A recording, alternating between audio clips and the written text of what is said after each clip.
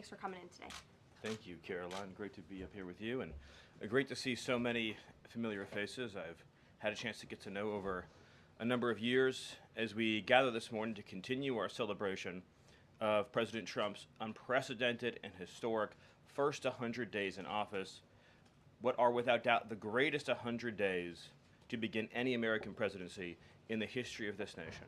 This week you've heard about the historic actions President Trump has taken to secure our homeland, to secure our sovereignty, to secure our economy and our supply chains and our industrial base.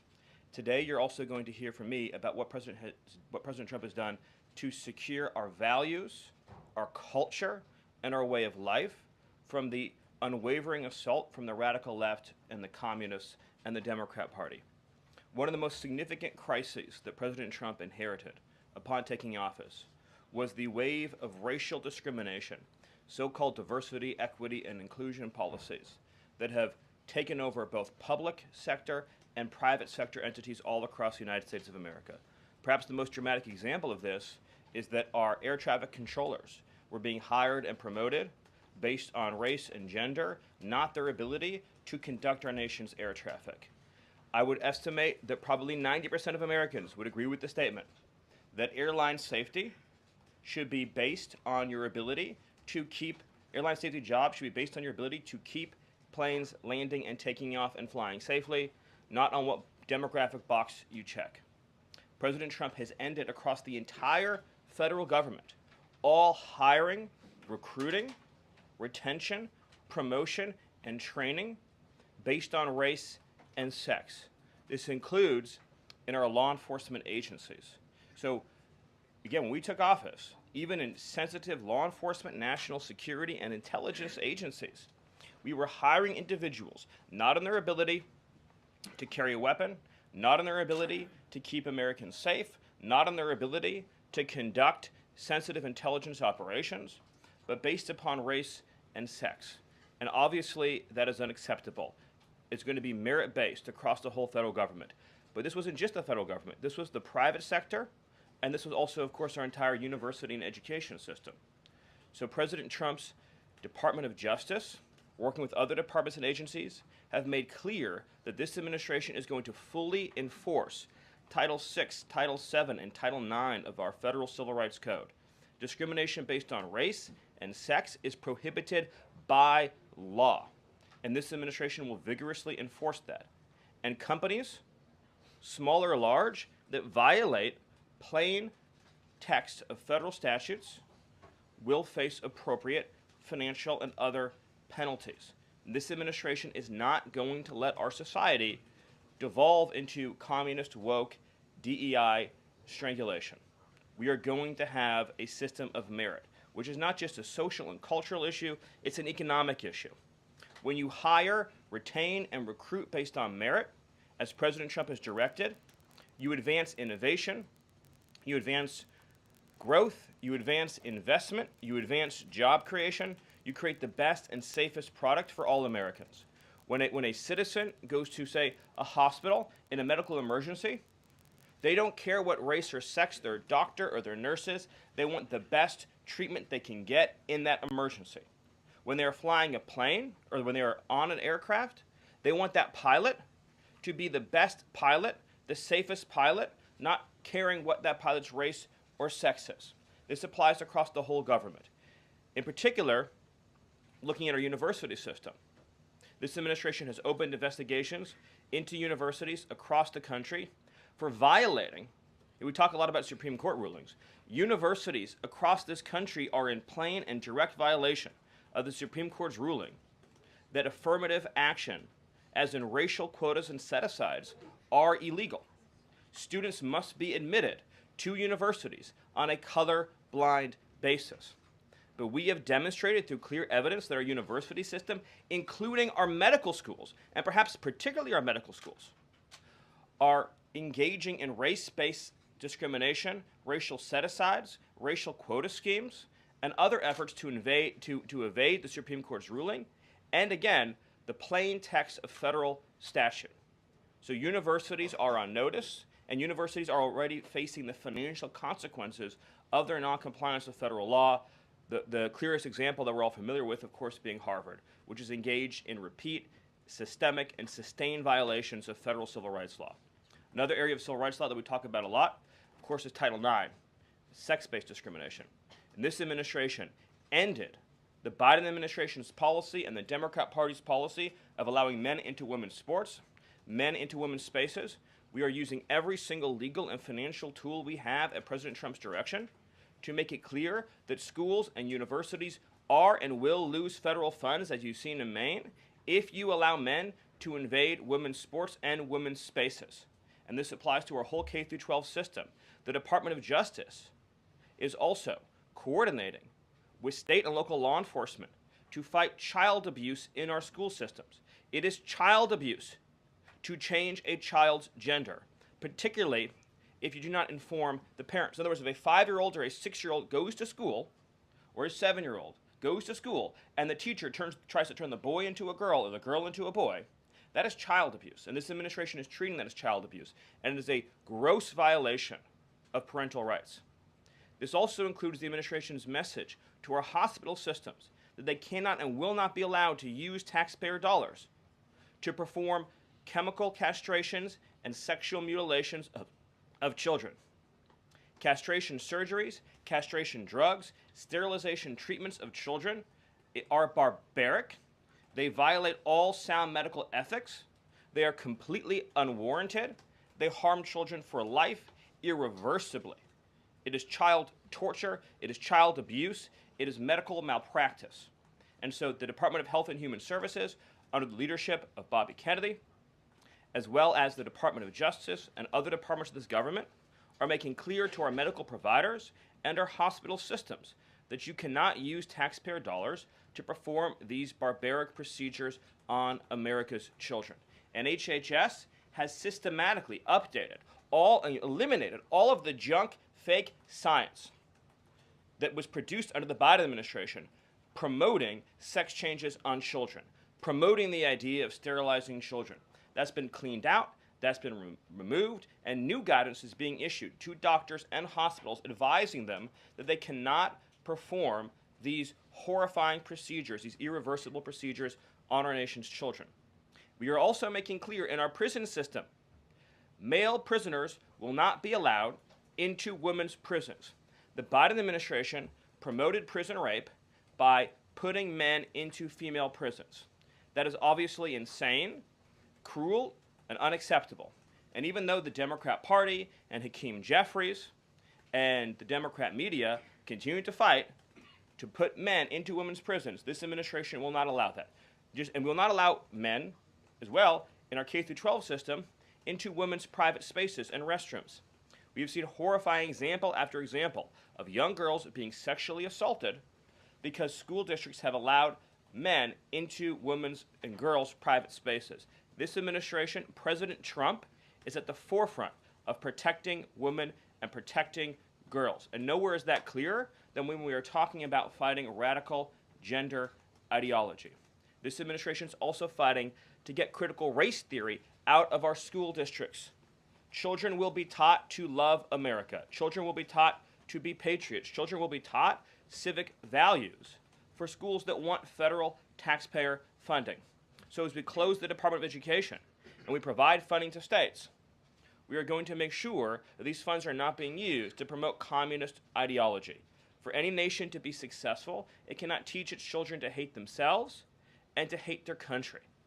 So these are a few of the areas in which President Trump has fought the cancerous, communist, woke culture that was destroying this country, where we were led to believe that men were women, that women were men, that racial discrimination was good, that merit was bad, and that safety and physical security mattered less than the feelings of liberal ideologues. The president has also fought to return the Department of Justice to its core mission of protecting public safety and locking up violent criminals, instead of using the Department of Justice to target conservatives, to target Christians, to target people of faith. The last administration cruelly and shamefully used the power of the Justice Department to go after law-abiding Americans, in particular Trump supporters, conservatives, and Christians. That persecution has ended. The Department of Justice and the FBI are back in the business of going after bad guys, of going after gangs, of going after criminals, and keeping Americans safe. Let me just conclude before taking questions by noting that when you look at the sweep of the first 100 days, every single crisis that has afflicted America for years, sometimes decades, sometimes generations, this president has fought head on. He has taken on every entrenched power structure and system all across this government, this swamp, this town. That includes, of course, the DOGE efforts to slash corrupt, wasteful government spending, graft, and corruption, and to stop billions of taxpayer dollars from going to radical left NGOs. These are left-wing nonprofits that are used to advance illegal immigration, to advance open borders, to advance gender ideology, and to advance all of this insanity that has been turning our country in the wrong direction for so many years. President Trump took head on the trade crisis afflicting this country with the destruction of our manufacturing and industrial base, the shameful betrayal of the American worker by Joe Biden and the globalists that sent all of our supply chains overseas. He took head on the catastrophe of mass, unlimited illegal immigration that was turning us into a failed third world state, and achieved the lowest level of illegal immigration in recorded history without even a close second.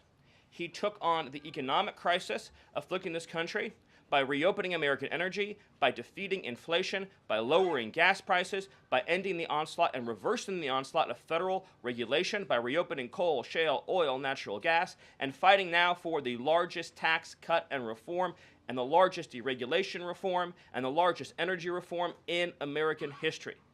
These are just some of the things that have ushered in the new golden age, along with his fight to restore the peace that we had for 4 years under the previous administration before Joe Biden sunk this planet into bloodshed and war in the Middle East, in Europe, and rising tensions in Asia. President Trump, in every area of conflict around the globe, has been fighting to restore peace, security, stability, harmony. So he inherited an economic catastrophe, a border catastrophe, a public safety catastrophe, and a cultural catastrophe. And in every case, he has reversed those catastrophes and brought America into the new golden age. So I thank you for your time, and I look forward to any questions you have. Awesome. Thank you, Stephen. And as always, we'll start with our new media seat today. Chris Bedford from the Blaze Media. Why don't you kick us off? Thank you very much. Stephen, what is the end goal of the China tariffs right now? Is the idea to open up the Chinese markets through a deal to a better market for exporting American goods to China, or is it a reconfiguration of global trade in a way that isolates China from free countries? No. So China is a unique situation, obviously. The president has talked at length about what happened to us economically since China's entrance into the World Trade Organization and the trillions and trillions of dollars of trade deficits that we've racked up with China over the period of that time, and what that's meant for our national security, what that's meant for our economic security, what that's meant for our supply chains. Obviously, right now, the Secretary of the Treasury is in the process of developing a plan that will answer the questions that you're talking about, but the president's goals have been very clear on these points, which is that he is not going to allow China to continue to steal our intellectual property, to continue to illegally dump and subsidize their goods in our markets, to manipulate their currency, to rack up an unsustainable trade deficit. We need to have a trade relationship with China that does not do harm to our nation's economic and national security. And that has to be the guidepost of any objective. At the same time, tariffs will bring significant revenue into this country that will allow us to pursue our dramatic plan of tax cuts and reforms. Awesome. Great. Bloomberg, go ahead. Hi. First, as well, similar to that question, I'm curious, Kevin Hassett, when on CNBC this morning, said that they were expecting some sort of news on tariffs by the end of the day. Do you have any insight into that? I don't want to get ahead of any announcement, but I'll just reiterate that right now, countries from all over the world, because of President Trump's leadership, are desperate and dying to make trade deals with the United States. We're going to evaluate each of those deals, and President Trump is personally involved in making sure that these negotiations serve only one interest, which is the interest of the United States of America, and we'll end up with a deal in these cases where, yes, the other countries, obviously, will have their own demands and their own interests, but nothing will go into effect that doesn't serve the interests of America and the American people. Sure. Thank you. Stephen, this morning GM is putting a dollar figure on how much the president's tariffs will impact the company. The CEO says tariffs will cost GM between $4 and $5 billion this year. The CEO of Ford says he can't commit to not raising prices because of tariffs. Is the administration open to doing more to give automakers relief? The question, unfortunately, misses the entire point, which is that U.S. automakers have announced dramatic investments and expansions inside the United States. American auto plants are growing, they are expanding, they're opening new facilities, they're expanding existing facilities that are already in operation, because it is now the case that for the first time in our lives, that American cars receive preference in America's markets. The U.S. auto industry used to control the entire world. I believe the number during the heyday was that 70% of all cars in the world were made in Michigan. And now, of course, we've become a tiny fraction of the global market.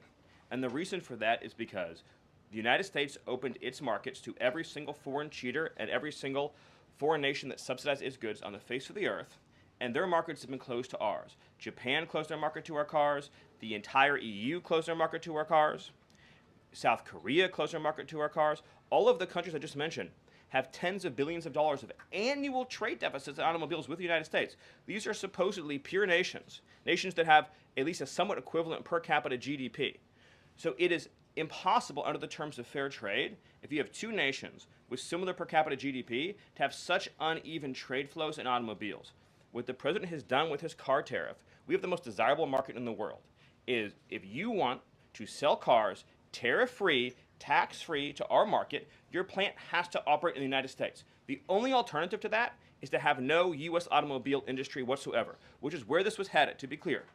If we stayed on this current path, within a few years, there would have been no U.S. automobile industry. And what little was left of it would have been in Mexico.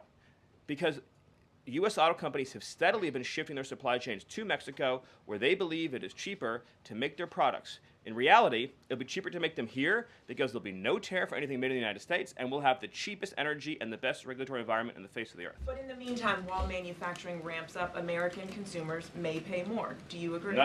Not on cars they won't, because again, there's now a massive economic incentive for automobile producers to expand production in the United States, and whatever they make here, there will be no tariff. We'll go to the back row. Go ahead. Thank you, Caroline. Today, the U.S. Chamber of Commerce released a letter to the Trump administration asking for small business tariff relief. They say that's necessary because in order to save small businesses and to stave off a recession. Stephen, is the administration considering small business tariff relief? The relief for small businesses is going to come in the form of the largest tax cut in American history. A tax cut, by the way, that every single Democrat is planning to vote against. They're voting for a tax hike on every middle-class family of about $4,000. The president has made clear that there will be 100% expensing for investment in the United States. Companies that invest in the United States will be able to deduct 100% of that cost from their tax liability. This will be the most pro-small business tax bill in American history. And at the same time, this is what you have to understand about the plan, is as they're able to do that, as they're able to reshore those supply chains, that also means they'll pay no tariff. So you'll have the lowest tax environment, and there'll be no tariff because their production and supply chains will be in the United States. So that's a no on tariff relief for small businesses in the short term? It's a yes on tax relief for small businesses. And again, you only pay the tariff for products that are made outside the United States. Edward. Yeah, thanks. So on the rare earth mineral deal that was signed last night, when can that deal be operationalized? What's the time frame? And what kind of leverage does that give Ukraine over Russia? I think the more important point about the Ukraine deal, and I would hopefully have an update for you soon on how quickly it can be operationalized, but we'll be moving at full speed, not only on that mineral deal, by the way, but on every mineral deal that this president has been unleashing. So we're opening up mines all across this country. We're also pursuing energy and mineral deals all over the world. Since the president issued his executive order also on deregulating coal, we've seen dramatic coal production increases already in the United States. So we're taking advantage of the trillions of dollars in coal wealth and mineral wealth that exists in the United States. We're a very mineral-rich country. But with respect to that deal, we'll move it and operationalize it as fast as we possibly can. But it's meant to pay back the United States, this is the key point, for the hundreds of billions of dollars that our taxpayers have spent subsidizing the war in Ukraine. So it is repayment to the United States. And that's one of the most important points to understand about it. What's the leverage? Does it give? What kind of leverage does it give? The president's goal, again, is to end the killing, to achieve a peace settlement. That remains, of course, the overriding objective. We just Thank you so much, Caroline. Thank you, Stephen, for Thank being you. here. This administration has stressed the need for price transparency for things like healthcare bills and concert tickets. So why is it a political and hostile act for Amazon to display price transparency on consumer goods? Well, I think it's the wrong way of looking at it, which is why would, first of all, that proposal is gone now, but why would Amazon, of all the different things that go into a theoretical price input, right? For example, does Amazon list the cost of California's regulations on everything made in California? Anything you make in California, you have a massive price increase because of the healthcare regulations that are unworkable in that state, because of the labor regulations that are unworkable in that state, because of the subsidies that go to illegal aliens in that state, because of all the bureaucracy. So anything being produced in California has a massive built-in price hike. So why wouldn't Amazon have a list saying if you purchase it in California instead of in Alabama, this is the premium that you pay? That you pay. This was a clear attempt by whoever proposed it originally, I don't know, because Amazon says they were never going to do it, to try to undermine our trade negotiations with China.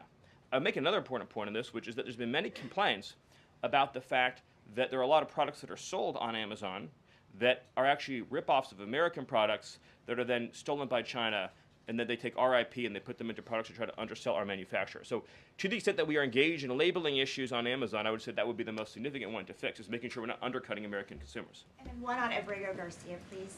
The administration is reportedly inquiring about his return. Is that to check a box for compliance, or does President Trump want him back on U.S. soil, or both?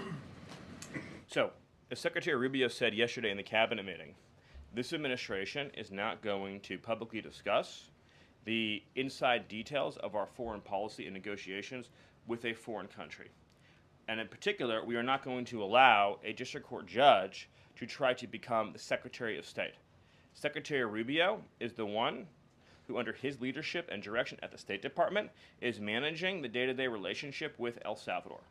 Let's just take a moment, number one, to express our gratitude to El Salvador for agreeing to take some of the most dangerous terrorists off of America's streets and to put them into a safe environment where they cannot continue to engage in acts of terrorism or coordination with the Maduro regime. You may have seen recently an FBI assessment that was unclassified that said that the Maduro regime is using and planning to use trained Aragua terrorists to carry out assassination plots on American soil. Now, very few in this room covered that. I'll let you all ask yourselves why you didn't cover it and why your editors didn't assign that story to you. Something I think you should think about on your own. But this is a earth-shattering piece of news. The Biden administration imported the terrorist army that our own FBI assesses is planning assassination strikes on American soil against critics of the Maduro regime. Those are the terrorists that President Trump is finding and apprehending that our Democrat judges and Democrat activists are trying to keep on U.S. soil. Tren de Aragua has the same legal status as Al-Qaeda and ISIS. MS-13 has the same legal status as Al-Qaeda and ISIS. These are foreign terrorists operating on our soil. And our gratitude to El Salvador for agreeing to take custody of these terrorists is immense. With respect to the case that you mentioned, there has now even been more evidence that has been made public of this person's violent, repeated threats and assaults against his spouse. Someone who had repeated, documented human trafficking and human smuggling offenses. Somebody that has extensively documented membership in MS-13, a terrorist organization, and of course he had MS-13 tattooed on his knuckles. This is a person that was a clear and present danger to the safety of the American people. And it is a sad reflection on the state of our media and many of the outlets represented in this room that you obsessively try to shill for this MS-13 terrorist. Well, no coverage occurred in your papers about any of the Americans that were raped and tortured and murdered by the illegals that Biden was importing into our country. You know, you talk about due process. The Biden administration made the decision to give extensive due process to two Tren de Aragua terrorists that were apprehended at the border just a couple years ago. They were two gentlemen. They were from Venezuela. They were members of Tren de Aragua. The Biden administration Border Patrol apprehended them and made the decision to provide them with extensive due process, put them onto a program known as supervised release, and put them on ankle monitors so that they could go through a lengthy legal, judicial determination as to whether these legal aliens who had just set foot on U.S. soil might want to live in the United States for the rest of their lives. What was the result of that decision? What was the result of that choice that was made? Those two men kidnapped a young girl named Jocelyn Ungary from her family. They beat her, they sexually assaulted her, they tortured her, they stripped her, they murdered her, and they dumped her body. That is what the Biden administration's policy was. Most of your papers never covered her story when it happened. To the extent that you covered it at all, it was because President Trump forced you to cover it by highlighting it repeatedly over and over again. He had to shame you into covering it. And each and every one of you that sides over and over again with these MS-13 terrorists, to the extent that you have the financial means to do so, you all choose to live in condos or homes or houses as far away from these kinds of gangbangers as you possibly can. If I offered any one of you a rent-free home with no taxes to pay in any of these gang neighborhoods, and I said your neighbors are MS-13 terrorists or Mexican mafia or Sinaloa cartel or Tren de Aragua, I couldn't pay you to live there. But yet you, with your coverage, are trying to force innocent Americans to have these people as their neighbors, and that one day their daughter may be abducted from their home and raped and murdered. So you're not going to get an ounce of sympathy from this administration or President Trump for the terrorists who've invaded our homes and our country. Awesome. Thank you. Peter, we'll take a couple more questions. A couple questions on DOGE, of course, because that's the topic that you're here to speak about. But I want to ask you one other question about the topic of prices. We heard from the president on this just yesterday, right now, on prices and the risk that there could be some short-term, as he said, shortages. He was referring specifically to dolls. What do you tell Americans right now, Stephen, who say they can't afford to, in the president's words, be patient? Americans who voted for President Trump on his promise that he would lower prices across the board on day one. But he did lower prices across the board on day one. Well, grocery prices last month went up 0.4%, of course. So I mean, just across the board, not exclusively right. eggs. Inflation, as you would acknowledge, is down substantially. Gas prices are down substantially. The new GDP report showed a 22% record increase in investment in the United States of America. So all of the, and don't even, egg prices, of course, which was all you guys talked about for a few days, I think are down like 80%. The reality is that we can either surrender economically to China, or we can reclaim and reshore our manufacturing base and our industrial needs. And it's not just China. In the event of any national emergency, this is the president's first duty as commander-in-chief. In the event of any national emergency, we cannot be reliant on foreign countries for steel, aluminum, energy, technology, any of the essential components that we need to keep this country running. He is fulfilling his duty as commander-in-chief that every president before him had failed to fulfill or even actively betrayed. And despite inheriting all of this, as I mentioned, inflation down, jobs up, and particularly, by the way, jobs for American workers. So for the first time, you look at these jobs reports, the government workers are going down, which artificially, of course, increased previous job totals. The employment of non-citizens is going down. The employment of American citizens is exploding. Remember, all the job gains during the Biden administration, so-called gains, on net were for foreign workers. So if you look at the stock of American workers over his whole administration, they lost jobs on net. So if you're an American worker, you lived through 4 years of a Biden depression. That was the economic reality that now that President Trump is rescuing. And again, if you make your product in America, there's no tariff. And as we develop advanced manufacturing techniques, increased AI, increased robotics, it'll be cheaper and cheaper and cheaper to manufacture in America. But to be clear, you said that prices have gone down across the board. The president himself acknowledged that on toys you may end up paying, on dolls he was referring to, you may end up paying a little bit more right now. So in terms of he was making the point that I think almost every American consumer agrees with. If they had a choice between and I'm a parent of young children, you had a choice between a doll from China that might have, say, lead paint in it, that is not as well constructed as a doll made in America that has a higher environmental and regulatory standard and that is made to a higher degree of quality. And those two products are both on Amazon, that yes, you probably would be willing to pay more for a better made American product, but here's the key point. With the tax cuts, the regulation cuts, the energy price decrease, and everything else that President Trump is doing to unleash this era of American prosperity and prevent the road we were on to get off that road of financial ruin and doom, means that it will be cheaper than ever to make and manufacture in America. I think that answers your question. So I'm Can we gonna do follow one more? Stephen, can I just? Caroline, can I ask the Doge question? Can I ask about Doge? This morning. Peter, we just gave you 2 questions. I was gonna Brian, ask go about ahead. Doge, but I'll wait. Thank you. Last night, Kamala Harris delivered her first major speech after losing the election. She attacked Trump personally, attacked the policies. Any comment from the White House on that? Well, I think it was a great reminder to the American people of just how blessed we all are that the leader sitting in the Oval Office today is President Donald Trump and not President Kamala Harris. It was a helpful reminder of just what a travesty and a tragedy that would have been. It would have been the end of America. And it gives me a chance to bring this whole thing home. If we continued on this road of radical regulation, choking off American energy, sending our supply chains to foreign countries, taxing our economy to death, pushing this cancerous woke ideology on our children, ending merit, ending scientific innovation, ending public safety, allowing, everyone goes to the stores these days, everything's locked up, criminals roam free, law-abiding citizens under the previous administration were punished while gangbangers were given red carpet treatment. Democrats, of course, are still giving gangbangers red carpet treatment.